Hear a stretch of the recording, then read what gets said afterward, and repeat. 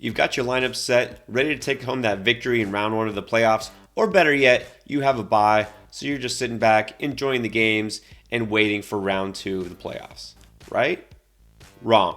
You should never just be sitting back. You should always be preparing for the future and ready to win, not just this week, not just next week, but all the way until the championship game.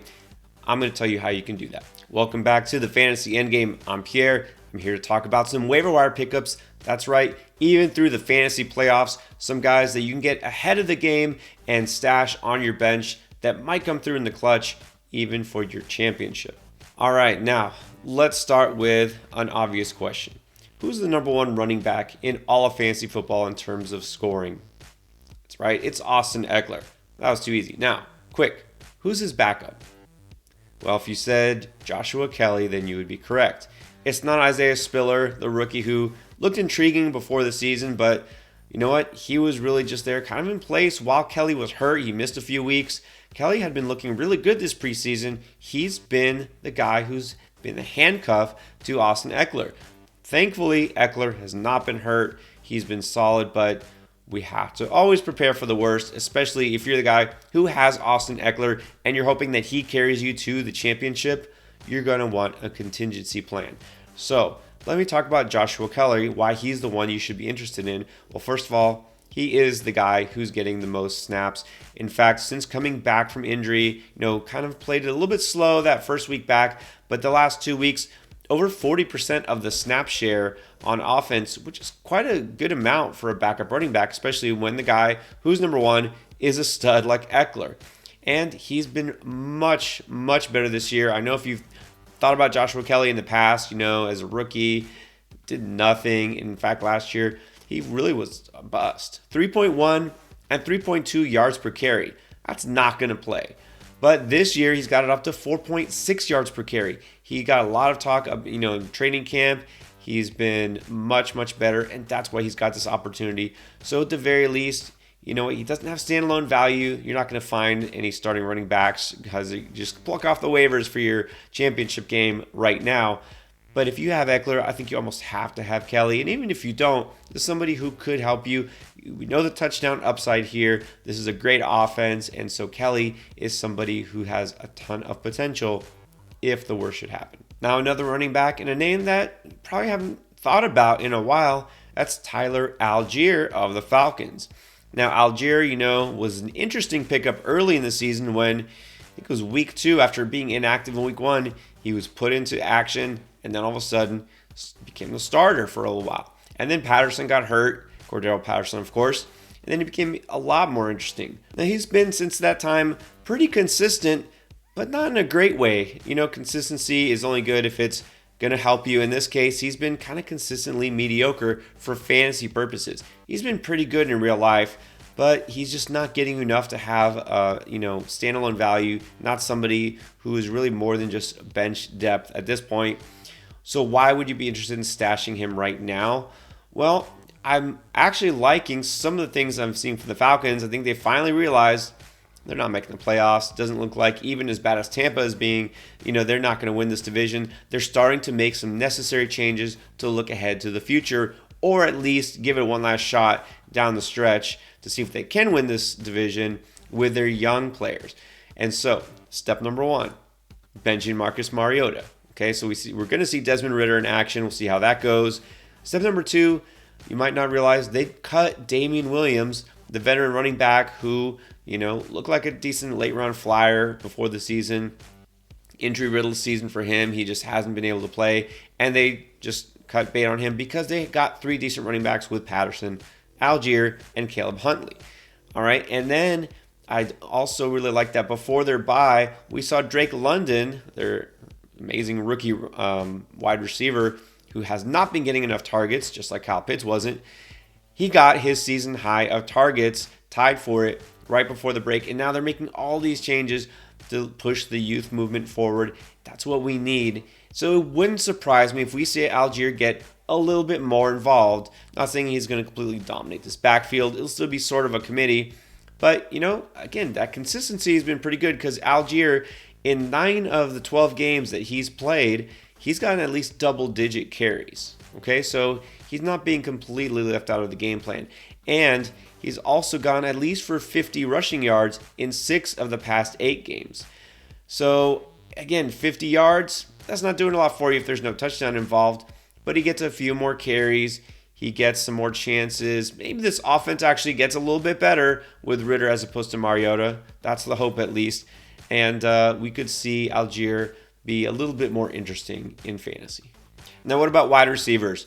I'm going to talk about a guy that honestly I'm usually just not interested in, but I've got some reasons. And let's talk about Josh Reynolds of the Detroit Lions. So Josh Reynolds, also a guy that early in the season had some appeal. It put him up some big games. But now you're thinking, Jameson Williams is there. Reynolds hasn't done much lately. Reynolds has been hurt. Okay, and so he was really good until the game before and then the game after he was hurt. Came back last week, over 50 yards and a touchdown. But the real reason I want to talk about Josh Reynolds is not this week, because I really don't expect him or Lions to do much of anything against the Jets. It's because I'm looking ahead to the championship weekend, and the Lions are going to be at home against the Bears. Why does that matter so much? Well, Bears are obviously a good matchup. Don't need to go too in depth into that. But I don't think everybody really realizes how drastic the home road split is with this Detroit Lions team, and especially their quarterback, Jared Goff, which is why we're saying at home, you fire him up, and on the road against a team like the Jets, no chance. Okay, so let's talk about Goff specifically. At home this season, Goff has thrown 20 touchdowns and 3 interceptions. On the road, 2 touchdowns and 4 interceptions.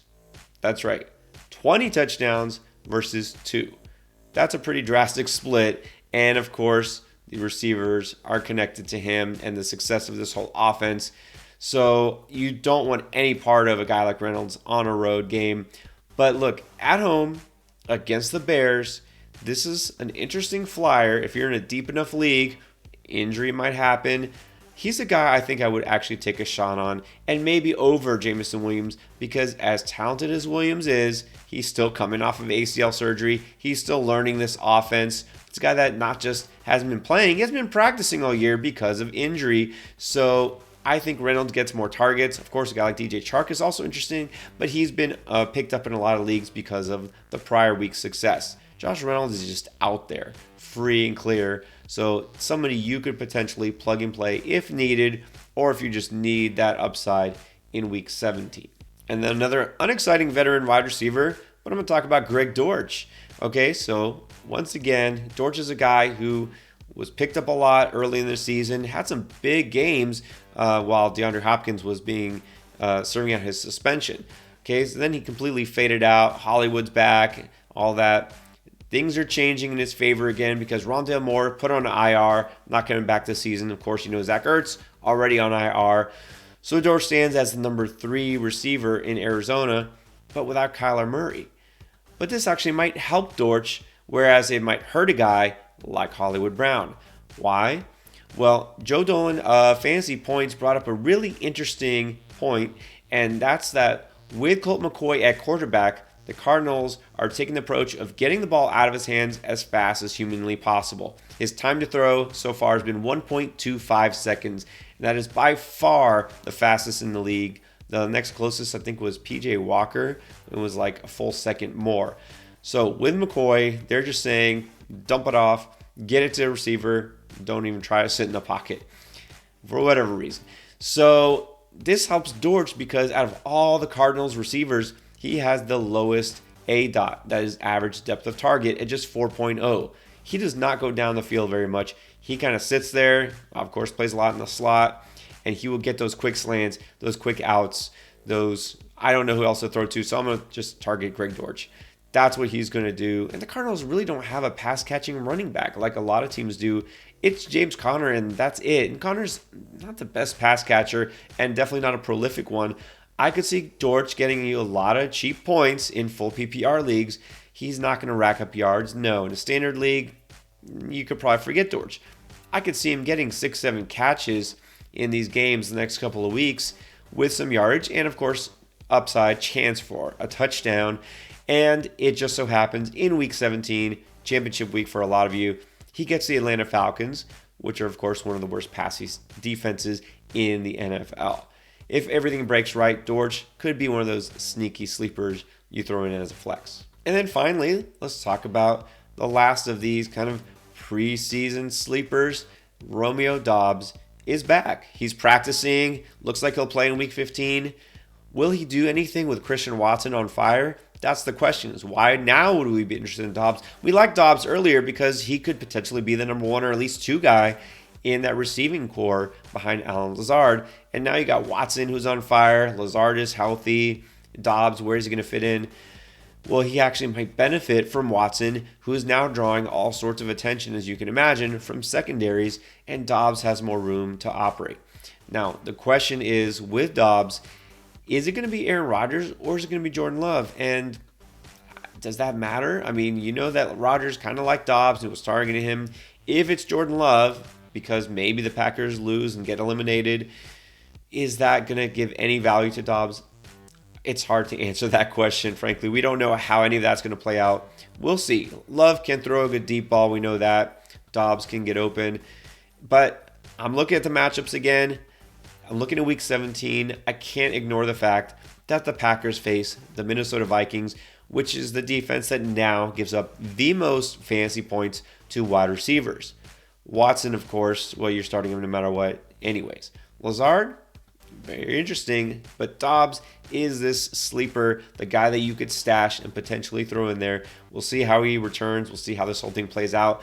But again, reaching deep here, looking for guys ahead of the game because you don't want to be left scrambling for your championship weekend at a guy that you can plug and play because your wide receiver got hurt or has a terrible matchup. I'll tell you right now, Doubs could surprise you in week 17. All right, now you know who I'm looking ahead to. That could help you for the rest of your playoff run. But let's go back to the here now. Make sure you are all set to win in round one. Check out our week 15 playlist with all the start sit advice that you need.